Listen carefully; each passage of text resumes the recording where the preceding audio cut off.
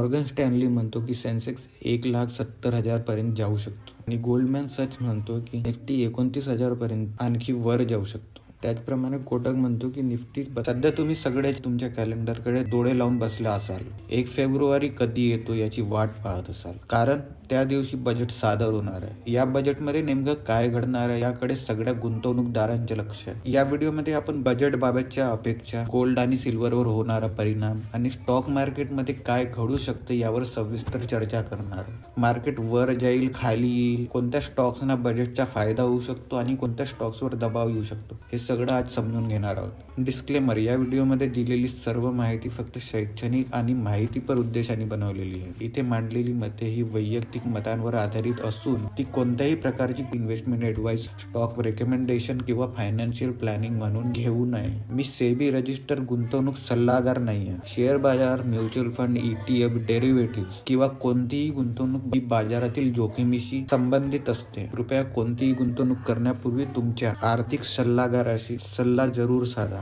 आता वापस मुद्द्यावर येऊया. जेव्हा जानेवारी महिना सुरू झाला, म्हणजे 2026 ची सुरुवात झाली, तेव्हा मला एक गोष्ट पाहून खूप आश्चर्य वाटले. इंडिया विक्स जवळजवळ 9च्या लेवलवर होता. सध्या तो 14च्या आसपास आहे. जर मी तुम्हाला महिन्याच्या सुरुवातीलाच सांगितलं असतं की या महिन्यात व्हॉलेटिलिटी तब्बल 50% वाढेल, तर कदाचित तुम्हाला विश्वासच बसला नसता. पण प्रत्यक्षात पाहिलं तर जवळजवळ 55% व्हॉलेटिलिटी वाढलेली आहे. भारतामध्ये विक्स थेट ट्रेड होत नाही, पण विक्स वाढला की ऑप्शनचे प्रीमियम महाग होतात. जे लोक ऑप्शन ट्रेडिंग करतात त्यांना इम्प्लिफाईड व्हॉलेटिलिटी म्हणजे काय हे नीट समजतं. अमेरिकेत मात्र विक्सचे ऑप्शन सुद्धा ट्रेड होतात. तिथे विक्स सध्या साधारण 16च्या आसपास आहे आणि त्याची संपूर्ण ऑप्शन चेन उपलब्ध असते. व्हॉलेटिलिटी वाढली की लोकांना वाटतं की मार्केट नक्कीच पडणार आणि बऱ्याच वेळा ते खरंही असतं. या महिन्यात आपण पाहिलं तर निफ्टी जवळजवळ 4% खाली आली आहे. बजेट जवळ येत असताना व्हॉलेटिलिटी येणे खूप साहजिकच आहे. पण जेव्हा मार्केटची घसरण जोडली जाते तेव्हाच प्रश्न निर्माण होतो की इथून पुढे काय.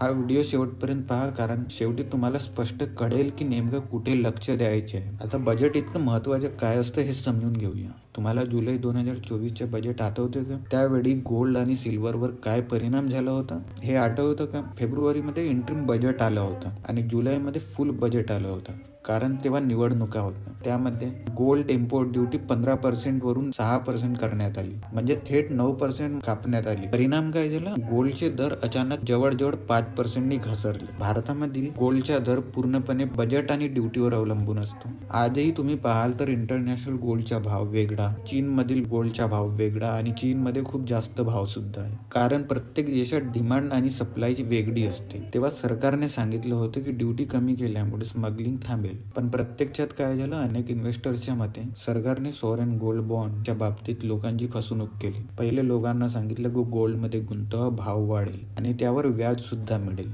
पण जेव्हा मॅच्युरिटीची वेळ आली आणि गोल्ड वाढलं, तेव्हा ड्युटी बदलून गोल्डचा भावही खाली आणला. म्हणूनच हा महत्त्वाचा प्रश्न आहे की यावर्षी सरकार पुन्हा ड्युटी वाढवेल का? जर वाढवली तर गोल्ड आणि सिल्वर नवीन हाय गाठू शकतात. आता आपण थोडं मार्केटकडे वळूया. ही निर्मला सीतारामन यांची 8वी सलग बजेट आहे. मार्केट आधीच दबावात आहे. मागील 1 वर्ष पाहिलं तर भारतीय मार्केटने फारसे रिटर्न दिले नाही, तर इंटरनॅशनल मार्केट जोरात धावत आहे. 2025 मध्ये साऊथ कोरियाच्या कोस्पी जवळजवळ 96% रिटर्न दिला. नॅसडॅकने 17%, जपानच्या निक्कीने 34% आणि आपला निफ्टी फक्त 8.47%. याचं सर्वात मोठं कारण काय?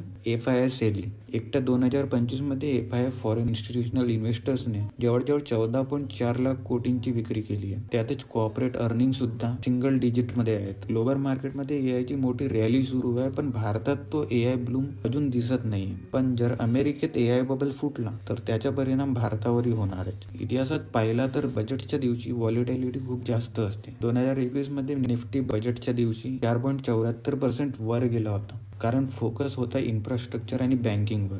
2020 मध्ये मात्र टॅक्स स्ट्रक्चरमुळे मार्केट 2.5% क्रॅश झाला. 2024 मध्ये कॅपिटल गेन्स टॅक्स वाढल्यामुळे मार्केट नेगेटिव्ह मध्ये पण झालं. आता 2026 कडे पाहूया. भारताची रिअल GDP ग्रोथ सध्या 8% आहे आणि चांगली आहे, पण 2022 मध्ये ती होती 18.9% आणि याबद्दल कोणीच बोलत नाहीये. नॉमिनल GDP महत्वाची असते, कारण त्यावर टॅक्स कलेक्शन अवलंबून असते. सरकारचे फिजिकल डेफिसिट टार्गेट FY 26 साठी 4.4% आहे आणि पुढे ते 4.2% पर्यंत आणण्याचा विचार आहे. फिजिकल डिसिप्लिन मार्केटसाठी फार महत्त्वाचे आहे. ग्लोबल फॅक्टर्स पण दुर्लक्षित करता येणार नाही. US प्रेसिडेंट डोनाल्ड ट्रम्प यांच्या ट्रेड पॉलिसीज, टॅरिफ्स आणि इंडिया US ट्रेड डील याकडे सगळ्यांचं लक्ष आहे. जर एक्सपोर्टर्ससाठी बजेटमध्ये काही रिलीफ आलं तर फार्मा, ऑटो, टेक्सटाईल सेक्टर्सला फायदा होऊ शकतो. आता सेक्टर्स बद्दल बोलूया. सर्वात आधी रेल्वे बद्दल बोलूया. गेल्या 10 वर्षात रेल्वे कॅपेक्स प्रचंड वाढला आहे. 2026 मध्ये तो अजून 5 ते 6% वाढणार आहे. वंदे भारत, अमृत भारत यासारख्या ट्रेन अजून वाढल्या तर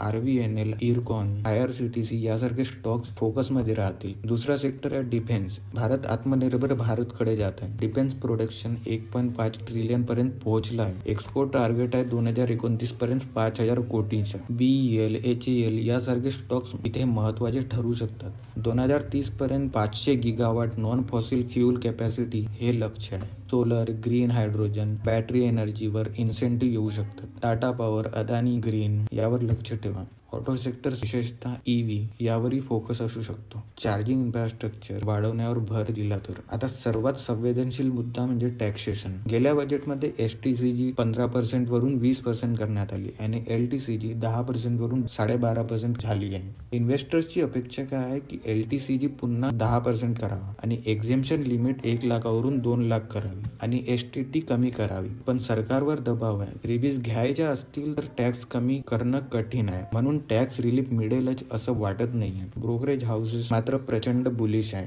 मॉर्गन स्टॅनली म्हणतो की सेन्सेक्स 1,70,000 पर्यंत जाऊ शकतो आणि गोल्डमॅन सच म्हणतो की निफ्टी 29,000 पर्यंत आणखी वर जाऊ शकतो. त्याचप्रमाणे कोटक म्हणतो की निफ्टी 32,000 पॉईंट आणखी वर जाऊ शकतो आणि HSBC म्हणतो की सेन्सेक्स 94,000 पर्यंत जाऊ शकतो.